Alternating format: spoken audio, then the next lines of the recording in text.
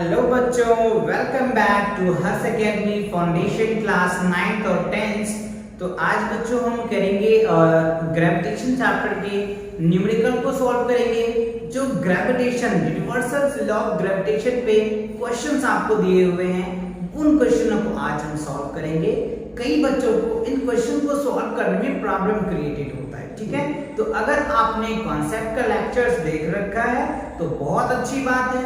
आज हम इनके डिटेल क्वेश्चन ही करेंगे बच्चों, ठीक है, और जो एनसीईआरटी के बुक्स में आपको देखने को मिल सकता है, ठीक है। चलिए तो देखते हैं बच्चों, एग्जांपल नंबर 10.1 है, आप उसमें देखेंगे तो आपको ये क्वेश्चन देखने को मिल सकता है, ठीक है। क्या कह रहा है, देखिए, द मास ऑफ अर्थ का जो मास है बच्चों वो आपको दिया हुआ है 6 × 10⁻24 kg and that of the moon is 7.4 × 10⁻22 kg. If the distance between the earth and moon is 3.84 × 10⁵ kilometers, full stop, calculate the force exerted the earth on moon, right? तो कह रहे हैं अर्थ और मून के बीच में कितना फोर्स एक्सर्ट कर रहा है ये आपको कैलकुलेट करना है, ठीक है। चलिए कैलकुलेट करते हैं। तो ये देखो बच्चों, हमारे पास एक अर्थ हो गया, ठीक है, और ये हम मान के चल रहे हैं कि मून है, ठीक है। तो ये इसका सेंटर है, ये इसका सेंटर है, ठीक है। तो आपको जो दिया हुआ मास ऑफ अर्थ जो है बच्चों को 6 × 10⁻24 kg दिया हुआ है, ठीक है। और मास ऑफ मून जो है वो आपको दिया हुआ है 7.4 × 10⁻22 kg दिया हुआ है, ठीक है। चलिए अब इन दोनों के बीच के जो डिस्टेंस है, इन दोनों के बीच के जो डिस्टेंस r होता है बच्चों, या आप मान लो ठीक है d मान लो, ठीक है, d मान लो या r मान लो, इन दोनों के बीच की जो डिस्टेंस है d वो आपको दिया हुआ है 3.84 × 10⁵ किलोमीटर, ठीक है। ये आपको डिस्टेंस दिया हुआ है, ठीक है। और हमें कह रहा है कि इन दोनों के बीच में कितना फोर्स एक्सर्ट कर रहा है ये हमें बताइए, ठीक है। इन दोनों के बीच में कितना फोर्स एक्सर्ट कर रहा है ये आपको बताना है, ठीक है। तो कैसे फोर्स एक्सर्ट कर रहा है वो देखिए। तो देखो हमने फॉर्मूला पढ़ा था बच्चों, क्या, F = G m1 m2 upon क्या पढ़ा था हम लोगों ने, r², ठीक है। तो देखो हमें m1 की वैल्यूज पता है, m2 की वैल्यूज पता है, इन दोनों के बीच के डिस्टेंस की वैल्यू पता है, और g की वैल्यूज तो आपने याद कर रखा होगा क्योंकि मैंने कॉन्सेप्ट में बताया था 6.67 × 10⁻11 न्यूटन मीटर स्क्वायर पर केजी, ठीक है ना, ये इसकी वैल्यूज होती है। तो अब ये वैल्यू को यहाँ पे सब्स्टिट्यूट कर दो, ठीक है। तो देखो बच्चों सभी वैल्यू मीटर में होता है, इसको भी पहले मीटर में अपन कन्वर्ट कर लेते हैं। तो 3.84 × 10⁻3 किलोमीटर को मीटर में चेंज करेंगे तो क्या हो जाएगा, 10 क्या होगा बच्चों, ये है 5, ये हो जाएगा 10⁻3 मीटर। तो अब इन दोनों को सॉल्व करेंगे, बेस से होता है पावर ऐड हो जाता है, ये फॉर्मूला आपने पढ़ रखा होगा, a⁻m और a⁻n है ना। जब बेस सेम होता है तो पावर क्या होता है, ऐड हो जाता है, राइट। तो बेस सेम है तो पावर क्या होता है, ऐड। तो 3.84 × 10⁻1 मीटर, तो ये आपका डिस्टेंस आ गया। अब यहाँ पे वैल्यू को सब्स्टिट्यूट कर दीजिए। तो F = G की वैल्यू 6.67 × 10⁻⁻11। अभी हम यूनिट्स नहीं लिखेंगे जिससे कि आप आसानी से इनको समझ पाएंगे, ठीक है बच्चों। चलिए देखते हैं इनको आगे। अब यहाँ पे देखो m1 की वैल्यू, मास ऑफ अर्थ ले लो, कितना है 6 × 10⁻24 kg, और मास ऑफ मून 7.4 × 10⁻22 kg, ठीक है। और r की जो वैल्यूज है बच्चों वो क्या है, 3.84 × 10⁸ मीटर से बच्चों, इसका क्या होगा, स्क्वायर हो जाएगा, ठीक है।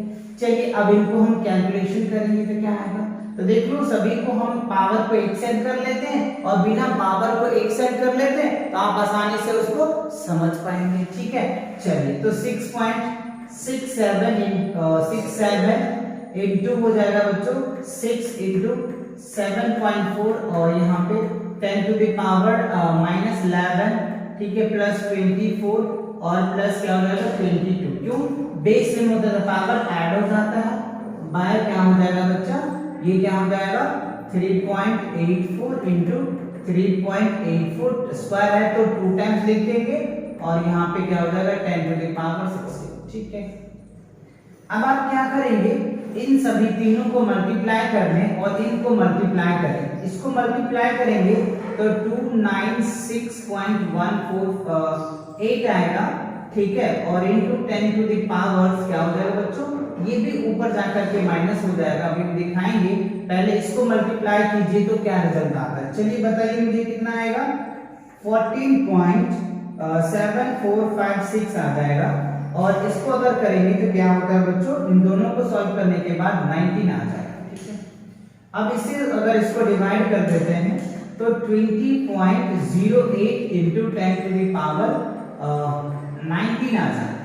ठीक है, अब इस पॉइंट को राउंड ऑफ करके निकालते हैं तो 2.01 into 10 to the power 20 newton आ जाएगा। ठीक है ना, तो इतनी फोर्स क्या होगा, सन और मून के बीच में एक्सर्ट कर रहा है। तो सोच सकते हैं बच्चों, ठीक है, क्या हो रहा है 2.0 into 10 to the power 20 newton, इतने बड़े फोर्स लग रहे हैं, इतने बड़े फोर्स लग रहा है, क्या हो रहा है 2.01 into 10 to the power 20 newton, इतनी ज्यादा फोर्स लग रहा है इसी के वजह से क्या होता है बच्चों, अर्थ के चारों ओर चक्कर लगाता है कौन, मून। किसके वजह से, ग्रेविटेशन फोर्स के वजह से, राइट, जो अर्थ के चारों चक्कर लगाता है। देख लो कितनी फोर्सेस है, इतनी फोर्स आप काउंट भी नहीं कर सकते, इतने ज्यादा फोर्स लगा रहा है जिसके वजह से अर्थ के चारों चक्कर लगाता है कौन, मून चक्कर लगाता है बच्चों, है ना।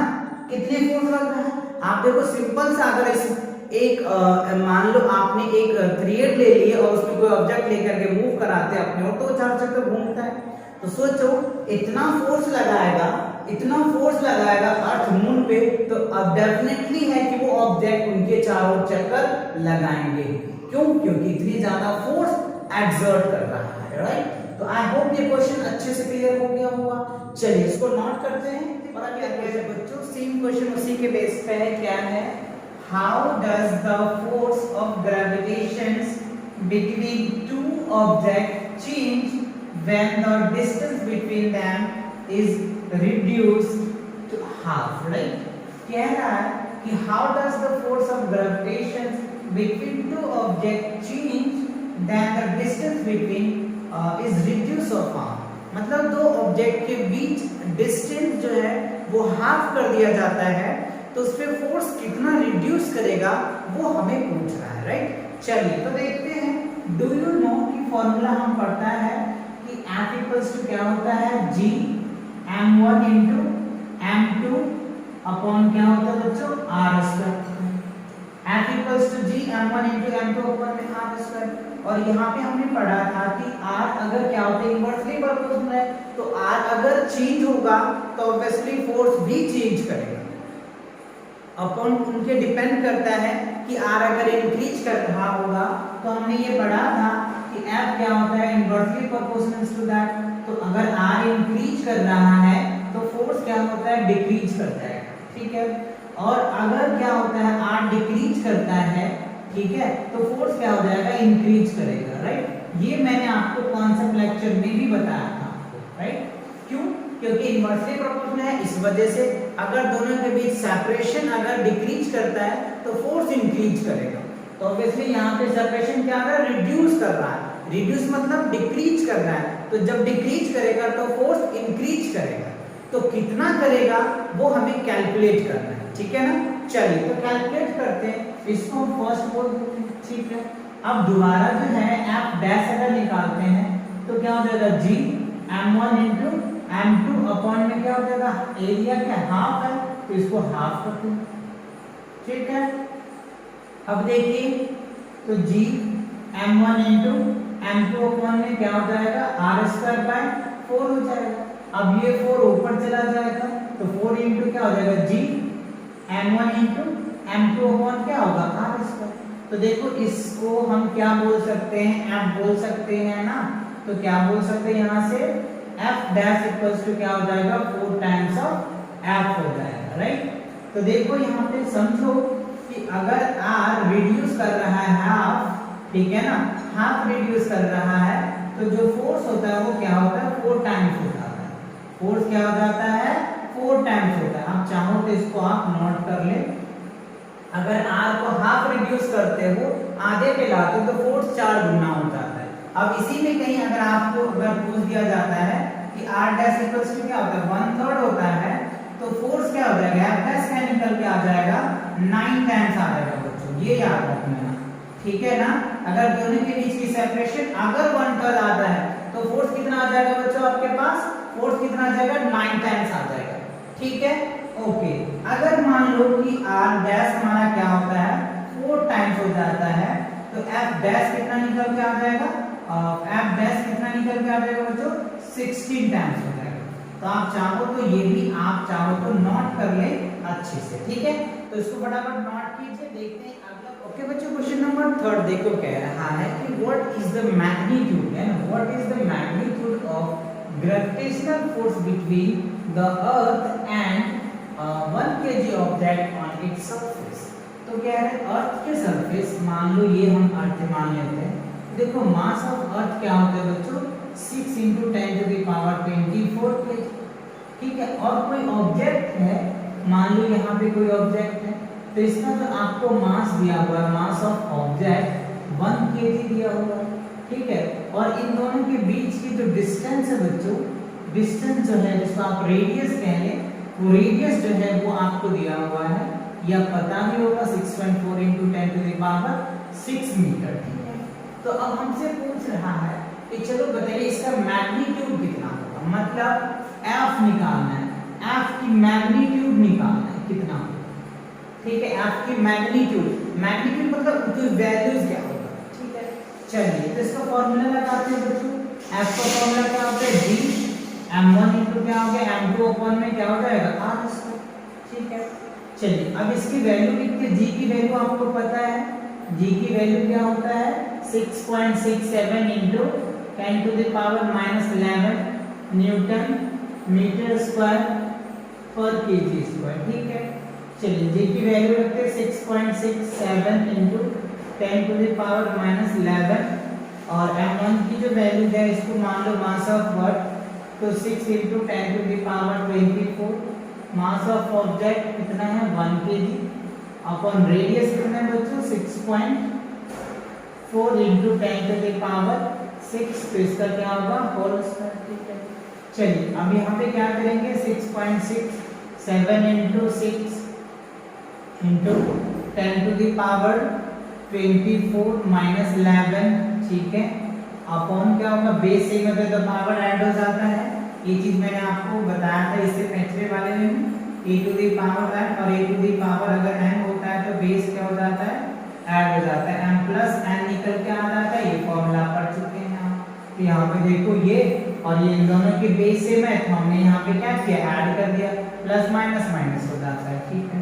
तो 6.4 इंटू 6.4 अब इनको करेंगे तो 10 टू दी पावर क्या होगा, अब डिवाइड के केसेस में क्या होता है सबट्रैक्ट में जाता है। तो देखो अब इसको और इसको आप मल्टीप्लाई करोगे तो 40.2 आ जाएगा, ठीक है, इनटू 10 टू द पावर इसमें से लेस कर दीजिए तो कितना आ जाएगा बच्चों 13 आ जाएगा, ठीक है।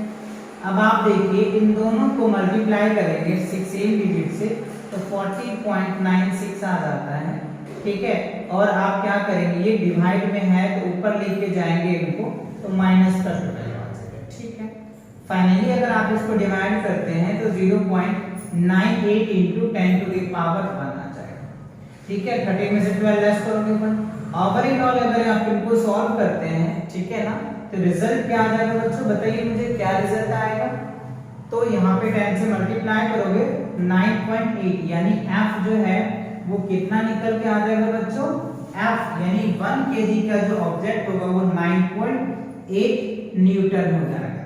तो आपकी मैग्नीट्यूड क्या निकल के आ गया 9.8 न्यूटन हो जाएगा। ठीक है, तो 1 kg ऑब्जेक्ट के लिए फोर्स कितना एक्सर्ट करेगा 9.8 न्यूटन।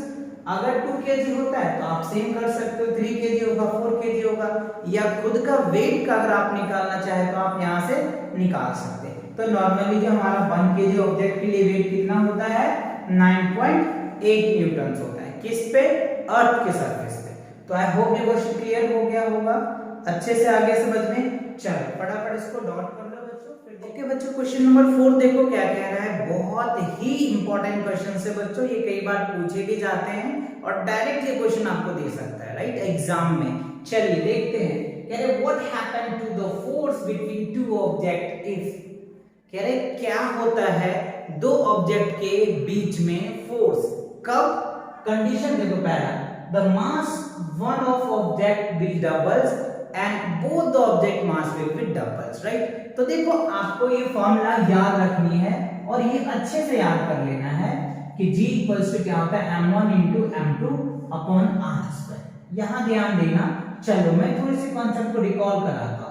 देखो F क्या होता है डायरेक्टली प्रोपोर्शनल टू क्या होता है m1 into m2 का। पहला कंडीशन आप ये समझ लीजिए अच्छे से, ठीक है। अगर हम क्या करते हैं m1 में भी अगर कुछ चेंज करेंगे, अगर सपोज मान लो m1 में अगर जो भी चेंज करेंगे तो फोर्स भी चेंज होगा। मतलब क्या हुआ कि m1 मास 1 यानी पहले ऑब्जेक्ट के मास को भी अगर आप इंक्रीज कराओगे तो उनके फोर्स भी इंक्रीज करेंगे, ठीक है ना। तो पहला कॉन्सेप्ट ये माइंड में सेट कर लीजिए आप, है ना, कि m1 के मास को अगर इंक्रीज कराएंगे तो फोर्स भी इंक्रीज करेगा, या ओनली इसका क्या करते हैं डिक्रीज कराएंगे m1 को। अगर मास ऑफ ऑब्जेक्ट फर्स्ट को अगर डिक्रीज कराएंगे तो फोर्स भी डिक्रीज कर जाएगा, ठीक है। ये बात आप अच्छे से याद कर लें। या फिर सिमिलरली अगर हम m2 को कर लें, m2 को अगर इंक्रीज करेंगे तो फोर्स भी इंक्रीज करेगा, ठीक है, फोर्स भी इंक्रीज करेंगे, ठीक है। अगर क्या करें m2 को अगर डिक्रीज करेंगे तो क्या होगा फोर्स भी डिक्रीज करेगा, राइट। और तीसरी बात क्या है कि m1 m2 दोनों को अगर क्या करते इंक्रीज करोगे तो फोर्स भी इंक्रीज करेगा, ठीक है ना। या सेम आप कह ले कि इन दोनों को अगर आप डिक्रीज कर दोगे, ठीक है, इन दोनों को डिक्रीज करोगे, ठीक है, तो फोर्स भी क्या होगा डिक्रीज होगा। बाय अदर कंडीशन ये रहेगा कि आप r में कुछ नहीं कर रहे हैं, r की जो वैल्यू है वो सेम है, तब ये कंडीशन एप्लीकेबल हो पाएगा। ऐसा नहीं कि आपने फोर्स में क्या किया मास को आपने बढ़ा दिया, ठीक है, और आपने डिस्टेंस को भी रिड्यूस कर दिया तो कुछ और बातें हो जाएंगी। ये तब कंडीशन आप लगाएंगे या जब आप ये चीजें कहेंगे, कब, जब r में कोई चेंज नहीं होगा, उन दोनों के बीच में जो सेपरेशन होगी वो सेम होगी, तब आप ये कह सकते हैं। या सेपरेशन में भी चेंज या रिड्यूस कर सकते हैं, इंक्रीज या डिक्रीज करेंगे तो आपकी वैल्यू में इफेक्ट आ सकता है, राइट। तो वो चीजें भी आपको ध्यान रखना है। और रेडियस का तभी आपने 2-3 क्वेश्चन में देखा ही है कि कैसे रेडियस में अगर आप चेंज करेंगे तो फोर्स में चेंज आ जाएगा, राइट। चलिए अब इसको समझते हैं। तो पहला कह रहे हैं the mass of object will double, the mass of one object is double. मतलब एक ऑब्जेक्ट जो है इसका मास m है और दूसरा जो है बच्चों इसका भी हम मास m डैश ले लेते हैं, तो इसका मास m है तो इसका डबल हो जाता है। ये तो कह रहे हैं है ना, the mass of one object is double. एक का मास m है तो दूसरा का डबल हो जाता है, ठीक है। तो देखो पहली केसेस के अगर हम फॉर्मूला निकालें तो क्या हो जाएगा formula G m into m1 into m2 ले लो, इसको m1 नाम दे दो, इसको m2 दे दो, कोई इश्यू नहीं है, ठीक है। चलिए अपॉन में क्या होता है r स्क्वायर, ये हमारा पहला आ जाएगा, ठीक है। तो अगर हम f डैश निकालते हैं तो क्या हो जाएगा G, ठीक है, m1 और इनटू क्या हो जाएगा m2 जो है हमारा 2 into m2 डैश, ठीक। चलो तब यहाँ पे क्या होगा r स्क्वायर, तो यहाँ पे 2 को कांस्टेंट कर लो तो ये क्या निकल के आ जाएगा m इनटू क्या हो जाएगा m2 डैश अपॉन में क्या हो जाएगा r स्क्वायर। तो this is known as f ना, ठीक है। तो f equals f dash equals to क्या होगा 2 into f, मतलब क्या हुआ 2 टाइम्स जो है फोर्स में चेंज आ जाएगा। अगर डबल हो जाता है किसी वन ऑब्जेक्ट की मास तो इसके फोर्स क्या होते हैं डबल हो जाएगा। अगर फोर्स डबल हो जाएगा, ठीक है। चलो अब दूसरा में कह रहा है, देखो फर्स्ट कंडीशन आ गया, ठीक है। सेकंड कंडीशन में देखो बच्चों, सेकंड कंडीशन क्या कह रहा है, सेकंड कंडीशन में कह रहा है both the mass will be double. तो दोनों मास अगर डबल हो जाता है तब क्या होगा, ये भी है और ये सेम डबल हो जाता है, तब क्या करेंगे आप, सिंपल से फंडा F डैश इक्वल्स टू क्या करेंगे, G 2 into m1 into क्या हो जाएगा बच्चों, 2 into m dash 2 m dash 2 upon में क्या हो गया आंसर। देखो सभी में r सेम है ना, तब ये कंडीशन लग रहा है बच्चों, इसमें देखो r है, इसमें भी r है, तो यहाँ पे क्या करेंगे 4g m1 into क्या हो जाएगा m डैश 2 अपॉन में r स्क्वायर, ठीक है। इसको हम लोग क्या बोल देंगे बच्चा, इसको क्या बोल देंगे, तो f डैश कितना निकल के आ जाएगा 4 टाइम्स ऑफ, है ना, ओरिजिनल फोर्स से कितना हो जाएगा 4 टाइम्स बड़ा हो जाएगा। तो ये चीज ध्यान रखना है आपको अच्छे से, राइट। और इसी तरीके के क्वेश्चन आपको देखने को मिल सकता है, और डायरेक्ट आप एमटीएससी के एग्जाम्स दे या फिर ओलंपियाड का एग्जाम दोगे तो इस तरह के क्वेश्चन आपसे पूछ लिया जाता है, राइट। तो देखा आपने, एक ऑब्जेक्ट के मास को अगर डबल करेंगे तो फोर्स भी डबल हो जाएगा, और दोनों मास को अगर डबल कर दोगे तो फोर्स क्या होगा, 4 गुना बढ़ जाएगा, 4 टाइम्स बढ़ जाएगा। आई होप ये आप चीज समझ में आ गया होगा, अच्छे से क्लियर हो गया होगा। इन सभी क्वेश्चनों को अच्छे से आप प्रैक्टिस कर लें बच्चों, ठीक है। मिलेंगे नेक्स्ट